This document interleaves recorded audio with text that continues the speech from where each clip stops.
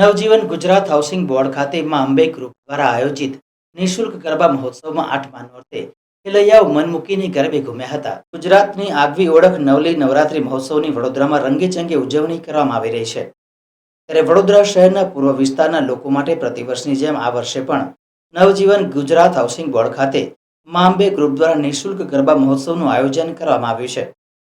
ગઈકાલે 8મા નોરતે ખેલૈયાઓ રંગબેરંગી પરંપરાગત પોશાકમાં સજ્જ થઈને ગરબા મેદાનમાં આવી પહોંચ્યા હતા અને મન મૂકીને ગરબે ઘૂમ્યા હતા।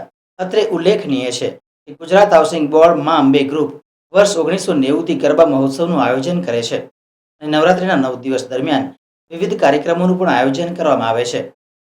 નિઃશુલ્ક આયોજિત થતા આ ગરબા મહોત્સવમાં ખેલૈયાઓ ગરબે ઘૂમી માની આરાધના કરે છે। સૌપ્રથમ તો વડોદરામાં રહેતા તમામ સંસ્કારી લોકોને મારા તરફથી અને જય અંબે ગ્રુપ તરફથી નવરાત્રિની હાર્દિક શુભેચ્છા પાઠવું છું। માં જય અંબે ગ્રુપના તમામ ઓર્ગેનાઇઝરો જે છેલ્લા 1990થી સતત મહેનત કરીને દર નવરાત્રની અંદર એક સુંદર અને મજાનું આયોજન પૂર્વ વિસ્તારના લોકો માટે હંમેશા માટે કરે છે, તે માટે તેમની તનતોડ મહેનતને પણ હું હાર્દિક શુભેચ્છાઓ પાઠવું છું। જેવી રીતે કહું, માં અંબે માતાને મારી એક જ પ્રાર્થના કે વડોદરાના તમામ રહેવાસીઓને નિરોગી અને હંમેશા તંદુરસ્ત રાખે, એવી રીતે માં જગદંબાને મારી પ્રાર્થના છે।